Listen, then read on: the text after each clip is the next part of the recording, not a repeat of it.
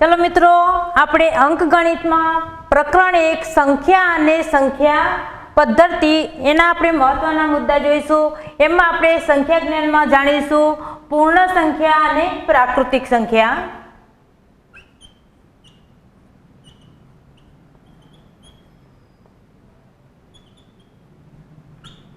અને પ્રાકૃતિક।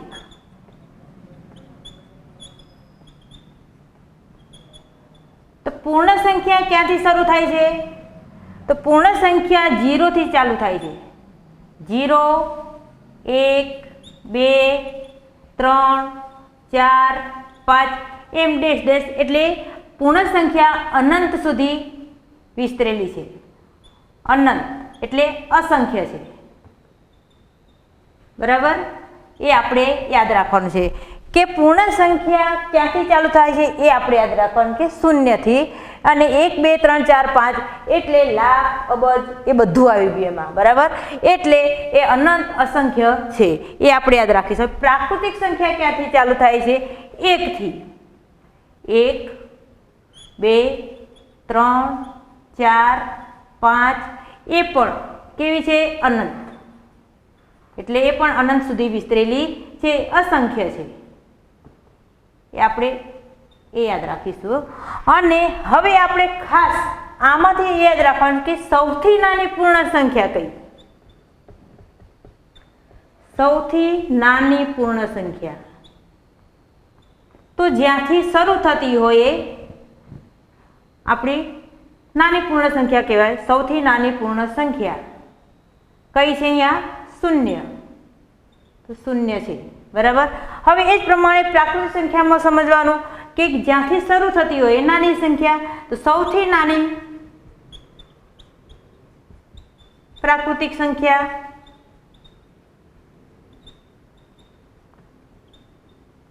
एक छे। तो आपणे आ खास याद राखवानुं छे। चलो मित्रों, आपणे આગળના ધોરણમાં ઘણું બધું સંખ્યા જ્ઞાન એકડા આપણે ઘણા લખ્યા છીએ। પહેલા ધોરણથી એકડા લખતા જ આવ્યા છીએ, એટલે તમને એકડા વિશેનું ઘણું તમને જ્ઞાન હશે। પણ એમાં નાની મોટી સંખ્યા આવે ત્યારે આપણે ખાસ ધ્યાન દેવાનું છે કે નાની સંખ્યા ક્યાંથી ચાલુ થાય, મોટી સંખ્યા ક્યાં પૂરી થાય। એટલે જ્યાંથી શરૂ થાય એ નાની સંખ્યા અને જ્યાં પૂરી થાય એ મોટી સંખ્યા, બરાબર। તો આપણે અહીંયા યાદ રાખવાનું છે કે એક અંકવાળી સૌથી નાની સંખ્યા કઈ અને એક અંકવાળી સૌથી મોટી સંખ્યા કઈ, બરાબર। તો આપણે અહીંયા એ યાદ રાખીશું કે એક અંકવાળી ક્યાંથી ચાલુ થાય, પહેલા એ યાદ રાખીએ એક અંકવાળી ક્યાંથી ચાલુ થાય છે। તો આપણે ખબર છે કે એક અંકવાળી ક્યાંથી ચાલુ થાય છે? 1 થી, બરાબર। અને અહીંયા ક્યાં પૂરી થાય? એક આંકડો ક્યાં પૂરો થાય? 9, બરાબર। સમજણ પડી કે એક અંકવાળી ક્યાંથી ચાલુ થાય? 1 થી અને ક્યાં પૂરી થાય? અહીંયા 9 પૂરી થાય। એટલે આપણને નાની અને મોટી સંખ્યા મળી ગઈ, બરાબર। હવે બે અંકવાળી એટલે દ્વિઅંકી। અહીંયા દ્વિઅંકી એટલે દ્વિઅંકી આપણે દ્વિ તો કદાચ ભણ્યા ના હોઈએ તો અહીંયા આપણે દ્વિ એટલે 2, બરાબર। એટલે બે અંકવાળી તો આપણે 9 પછી 1 ઉમેરીએ એટલે 9માં 1 ઉમેરીએ એટલે કઈ સંખ્યા મળી આપણને? 10। કઈ મળી? 10। એટલે 10 संख्या अहींया मळी એટલે 10 ने કેટલા આંકડા થયા? 1 અને 2, એટલે એને દ્વિઅંકી કહેશું। એટલે શરૂઆત બે આંકડાની ક્યાંથી ચાલુ થાય છે? 10 થી અને ક્યાં પૂરી થશે? અહીંયા 99 ની, બરાબર। એટલે આપણે જે અહીંયા બે અંકવાળી સૌથી નાની કઈ આવી? 10 અને સૌથી મોટી કઈ આવી? 99। હવે એ જ પ્રમાણે 99 માં 1 ઉમેરીએ એટલે આપણને કઈ સંખ્યા મળે? અહીંયા 100। એટલે 1 2 ને 3 અંકવાળી, 3 અંકવાળીને શું કહેશું? ત્રિઅંકી સૌથી નાની સંખ્યા। ક્યાંથી ચાલુ થઈ? 3 આંકડા ક્યાંથી ચાલુ થયા? 100 થી, બરાબર। અને ક્યાં પૂરા થશે? 3 નવડા એટલે 999। એટલે આપણને કઈ સંખ્યા મળી ગઈ? અહીંયા સૌથી મોટી। હવે એ જ પ્રમાણે અહીંયા 999 માં 1 ઉમેરીએ,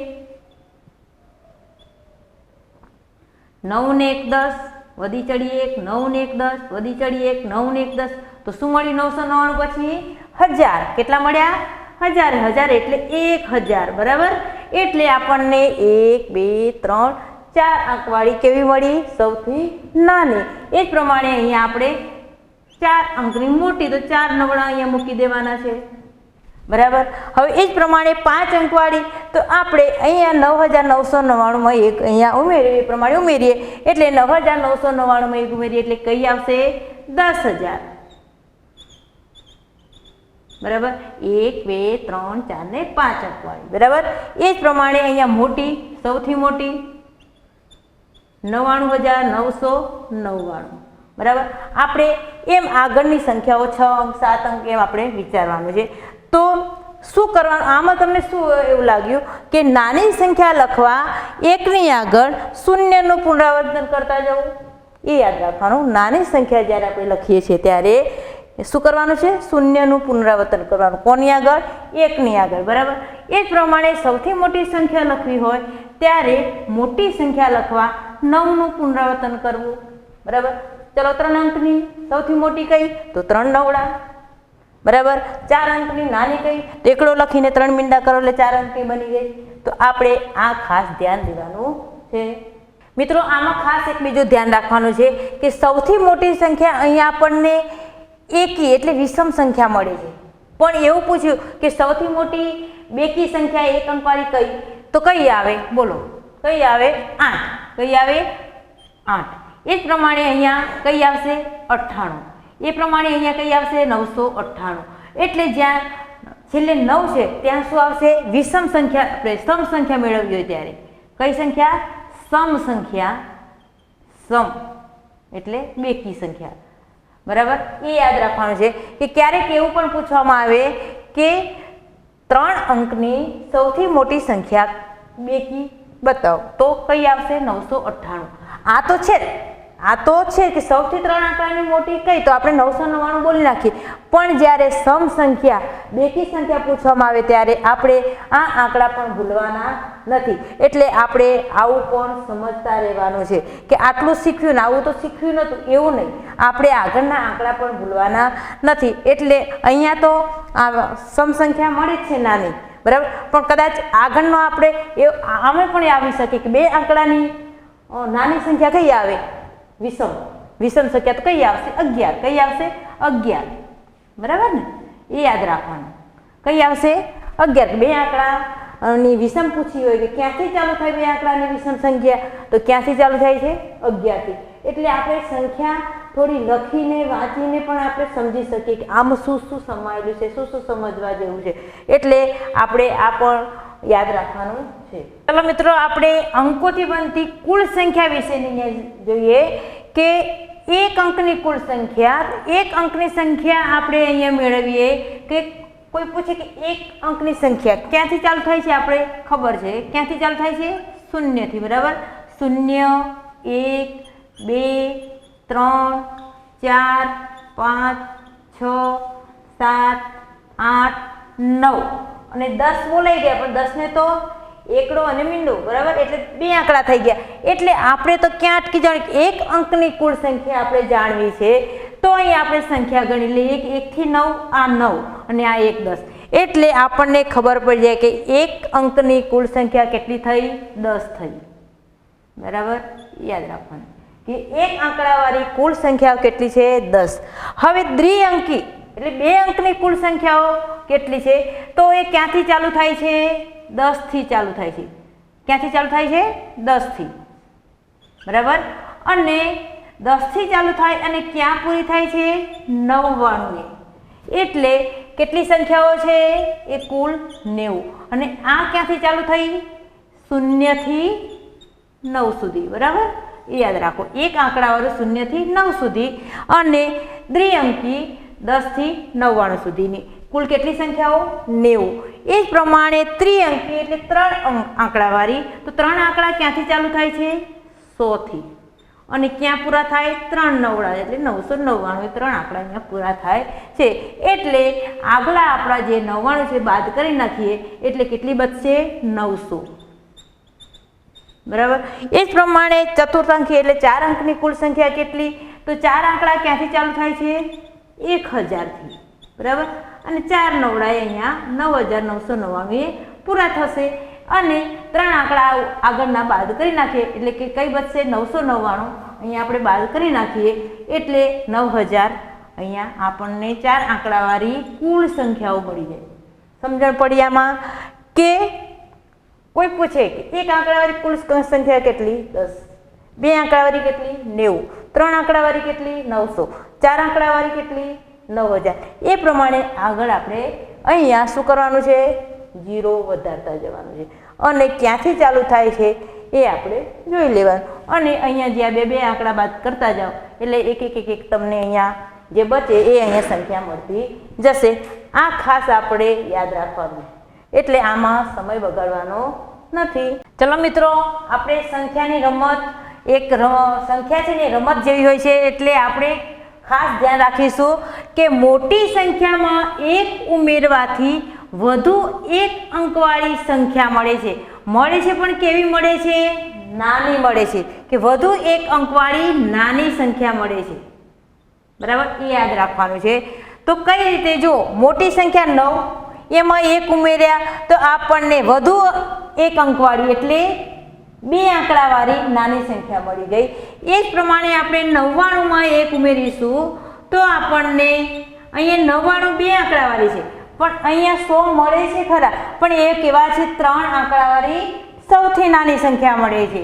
બરાબર, એ આપણે અહીં યાદ રાખવાનું. એ જ પ્રમાણે 999 એ 3 આંકડાવાળી મોટી સંખ્યા છે, એમાં એક ઉમેરીએ છીએ તો આપણને 4 આંકડાવાળી સૌથી નાની સંખ્યા મળે છે.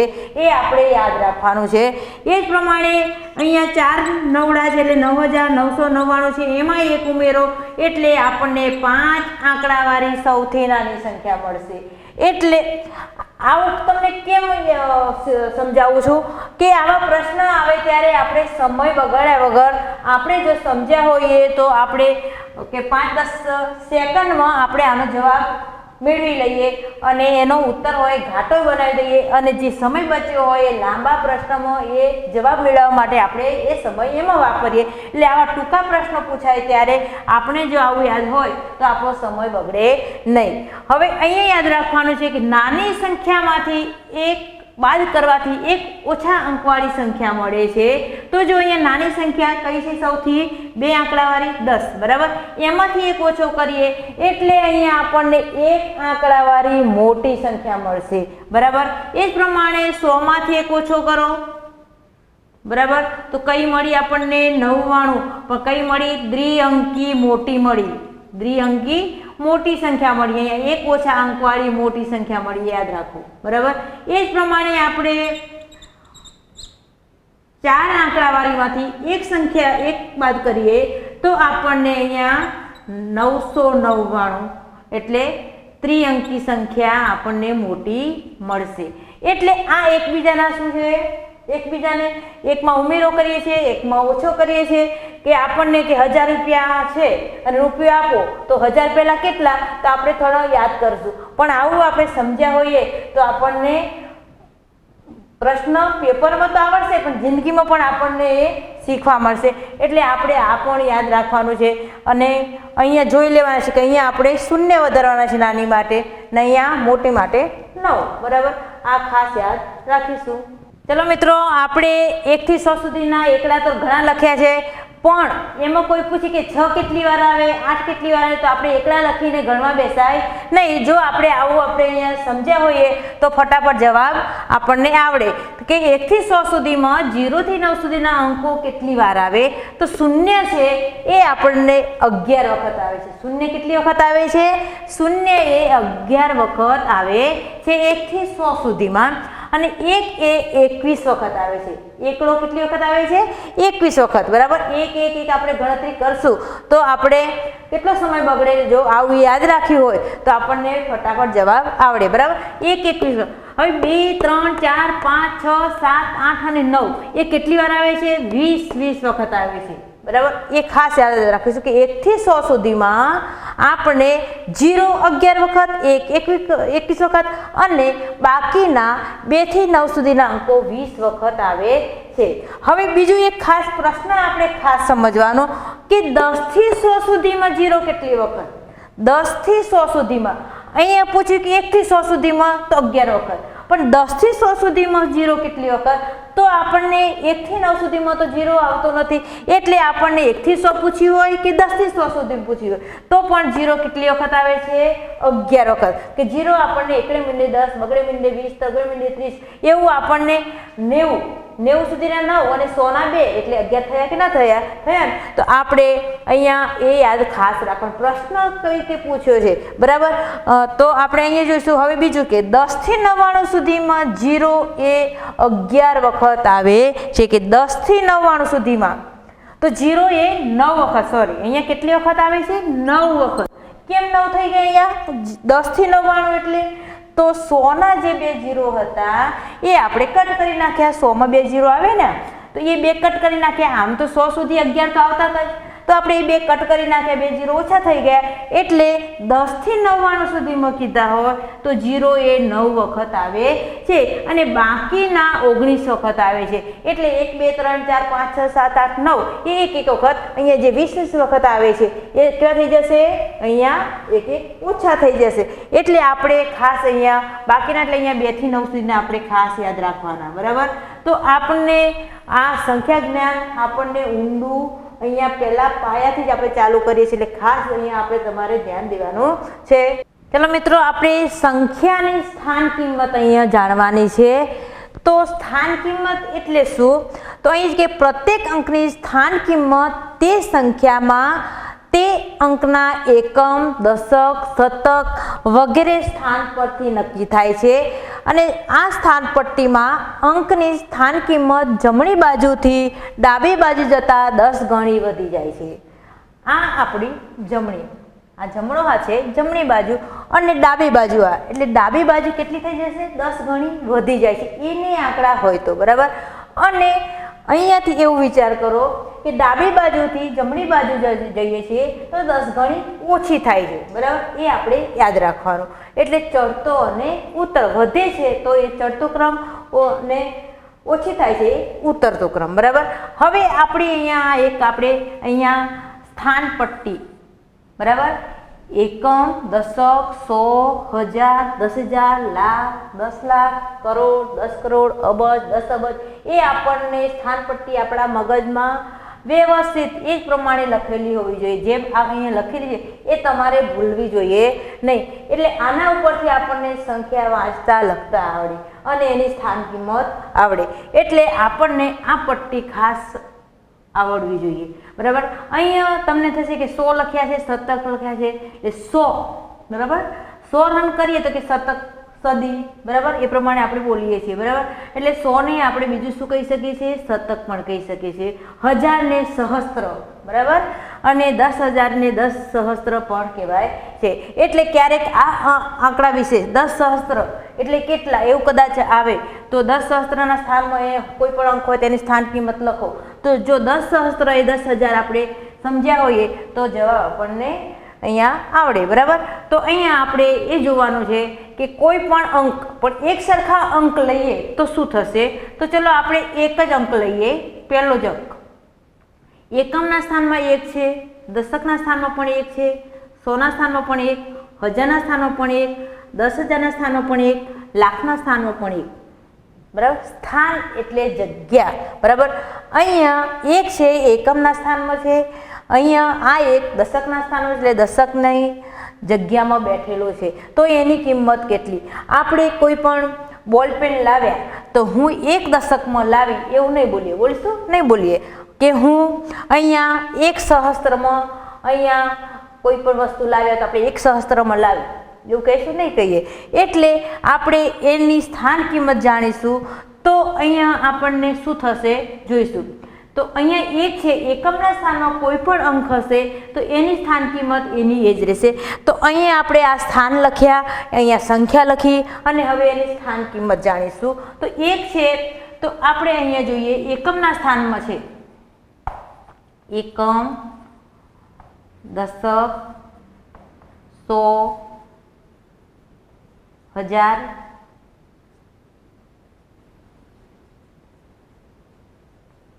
10,000, લાખ સુધીનું. એટલે આગળના તમને પછી આવડવા જોઈએ. તો એકમના સ્થાનમાં 1 છે, બરાબર. તો એક જ વખત છે, એકમ એટલે એક જ વખત એટલે 1 ગુણ્યા 1, બરાબર. તો એની અહીંયા સ્થાન કિંમત કઈ થઈ? સ્થાન કિંમત 1 ની 1 જ રહેશે, બરાબર. કઈ રહેશે? 1, બરાબર. એ જ પ્રમાણે અહીંયા 1 છે તો આપણે બધામાં દશકમાં 1 છે, 100માં પણ 1 છે, 1000માં પણ 1 છે, 10,000માં પણ 1 છે અને લાખમાં પણ 1 છે, બરાબર.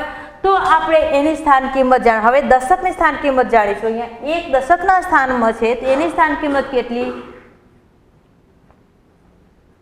તો અહીંયા આપણે દશક છે એટલે 10 ગણવાના, 1 10 વખત, બરાબર. એટલે 10 રૂપિયા અહીંયા 10 એક વખત છે, 10 એક વખત, 100 એક વખત, 1000 એક વખત, 10,000 એક વખત, લાખ એક વખત, એમ સમજવાના. એટલે આપણે અહીંયા 10 જવાબ આવશે. 1 દશક બરાબર, બરાબર, 1 એકમ બરાબર, 1 દશક બરાબર, 1 100 બરાબર, 1 1000 બરાબર, 1 10,000 બરાબર, 1 લાખ બરાબર. એ આપણે અહીંયા યાદ રાખવાનું છે, બરાબર. હવે અહીંયા જો 1 100ના સ્થાનમાં છે તો 100 ના કેટલા 0? 2 0, બરાબર. એટલે અહીંયા 100 એક વખત એટલે 100 ના 100 રહે. અહીંયા 1000 એક વખત એટલે 1 ગુણ્યા 1000 એટલે અહીંયા 1000 થયા, બરાબર. એ જ પ્રમાણે આપણે અહીંયા 10,000ના સ્થાનમાં છે તો બીજો પણ એક આઈડિયા છે, એકડો મૂકી કોઈ પણ અહીંયા અંક હોય એ મૂકીને 1 2 3 ને 4 0 મૂકી દો તો પણ આપણને જવાબ મળી જશે, બરાબર. 10,000. એ જ પ્રમાણે અહીંયા 1 મૂકીને લાખના કેટલા? 1 2 3 4 5 0 હોય પછીનો અંક હોય એ આપણો લાખ અહીંયા બોલાશે. તો અહીંયા આપણે 5 0 વાળા અહીંયા મૂકી 1 2 3 4 અને 5 એટલે અહીંયા 1 લાખ થઈ ગયા, બરાબર. આ આપણે યાદ રાખવાનું છે. એટલે 1 1 1 1 0 વધતા જાય છે. એકમમાં કોઈ શૂન્ય કે કોઈ બીજો અંક ઉમેરાતો નથી. અહીંયા શૂન્ય 1 1 1 1 1 અહીંયા ઉમેરાતા ગયા. એટલે આપણને સ્થાન કિંમત વિશે અહીંયા ખાસ ખબર હોવી